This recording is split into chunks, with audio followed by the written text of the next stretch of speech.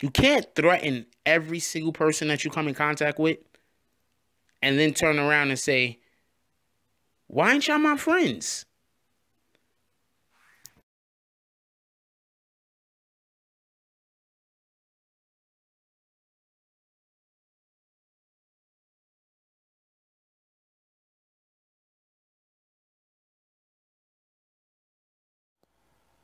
Playing yourself. First and foremost, I don't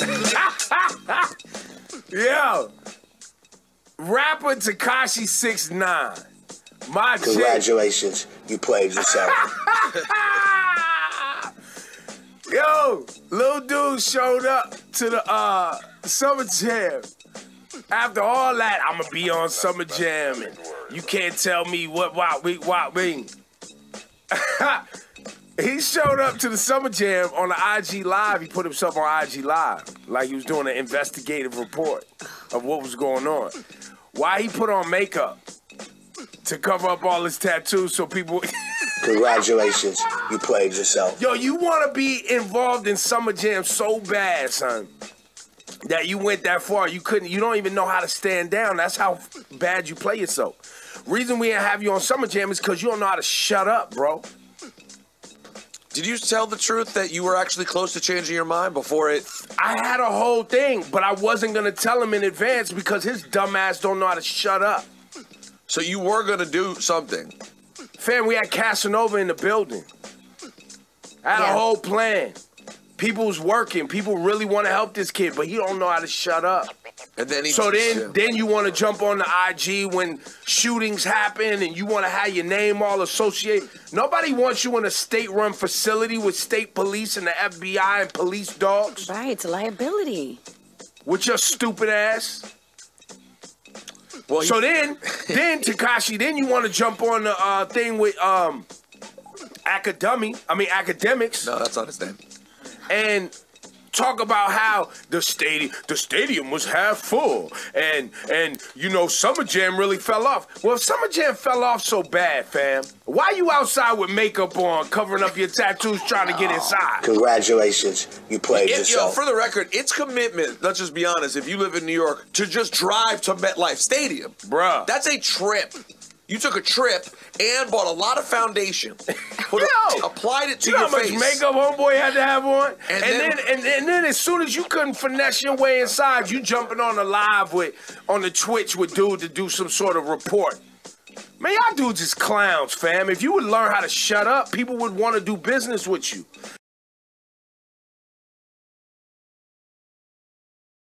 BBN, Jack Frost, what's up, party people?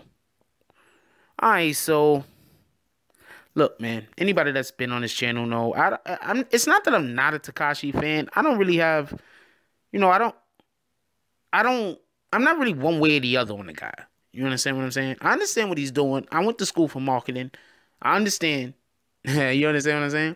But at the same time, there's a point where, okay, let's say you're a person, you work out, right?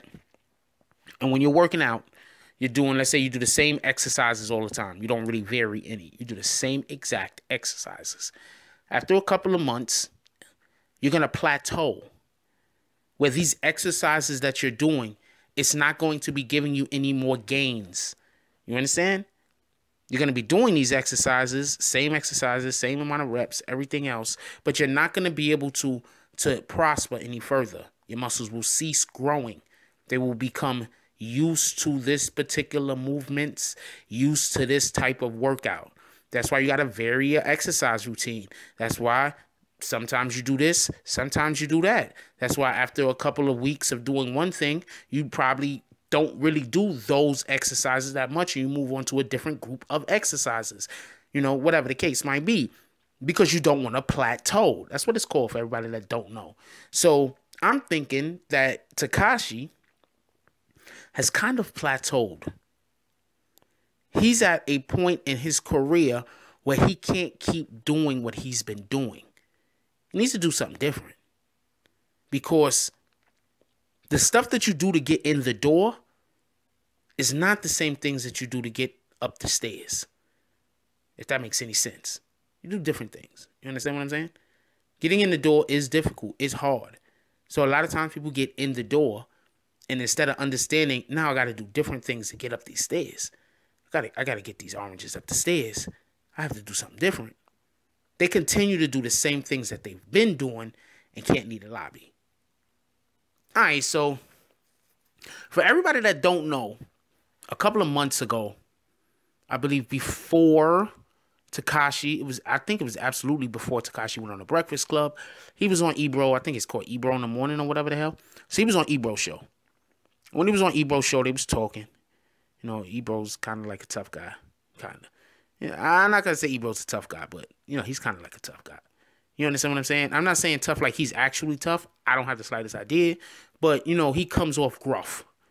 Like, you know, you're not going to come in his show and talk sideways to him unless, you know, you got a lot of backing.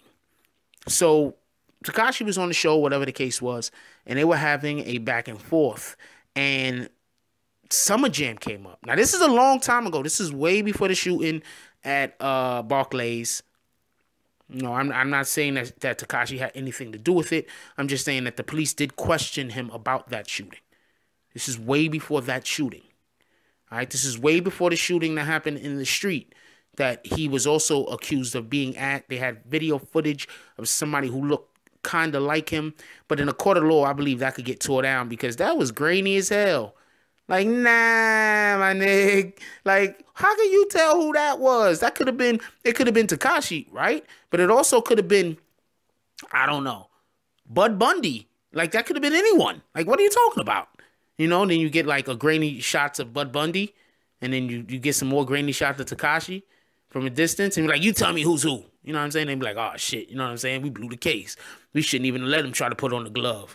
Anyway, point being is, you have Tekashi with Ebro, and they doing a show or whatever. So Tekashi makes a reference about, I believe, Summer Jam. I believe Tekashi brought it up. I've seen the show. I think Tekashi brought it up. I'm not 100% sure. I seen the show a long time ago.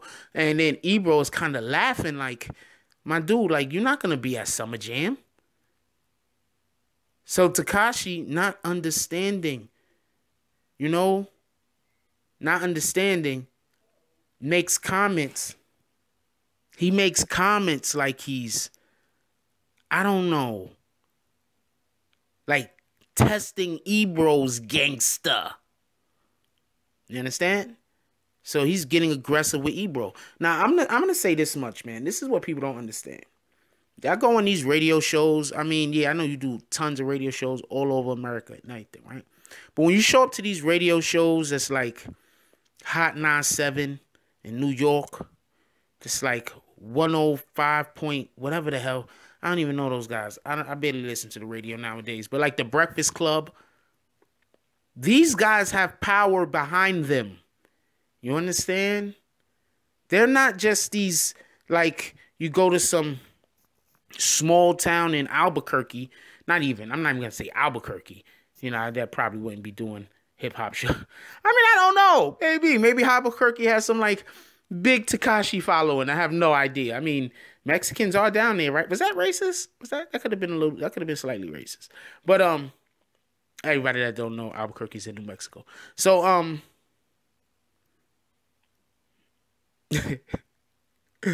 anyway, point being is, you have a situation where you're talking crazy to Ebro, but you really, even though you might think that you do, you don't have the backing of I don't think Viacom is the parent company of Hot 97. I forget who is.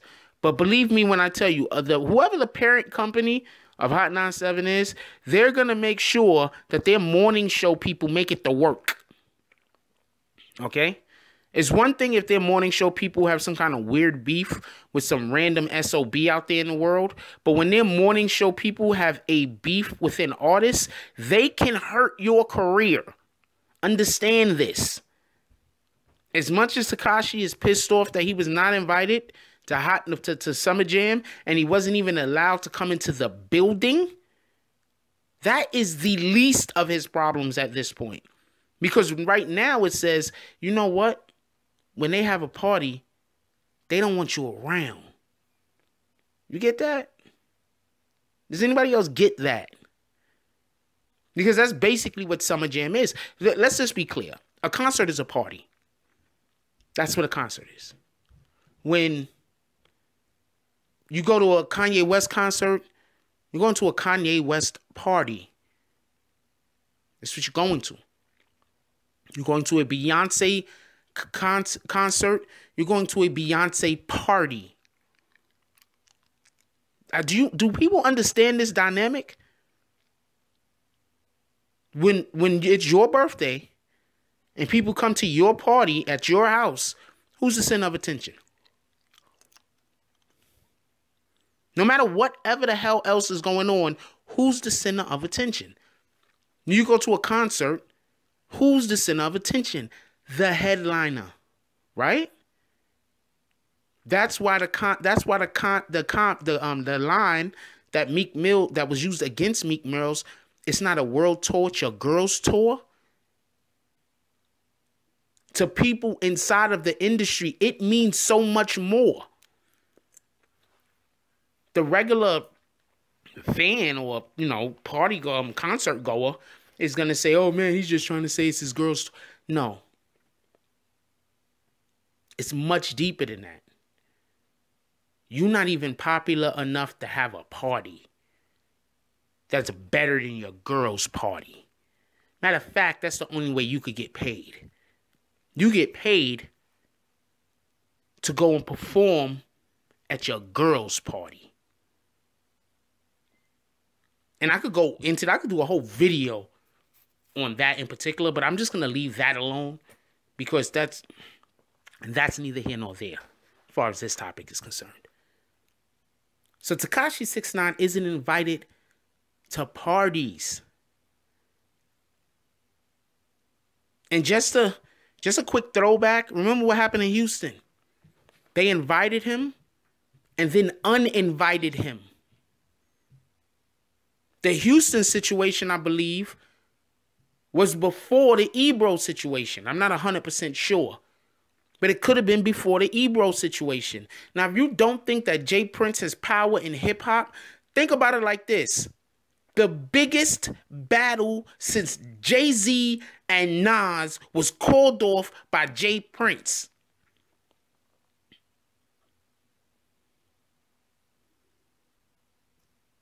Did you get that? And before anybody say Remy and Nicki, no, this battle is way bigger. And I'm sorry, but we live in a misogynistic, sexist world that's dominated by testosterone and wangs. Drake is damn near the biggest. Drake is a mascot of a sports team. A lot of people are not going to understand the dynamic between that. How many other mascots are there of NBA teams?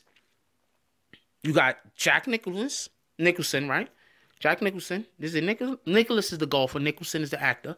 You got Jack Nicholson, right? You have Spike Lee, right? The Lakers and the Knicks. And then you got Drake. Do you get it? This is way bigger than that Nicki Remy thing. Not even close. Jay Prince just called it off. So with that being said,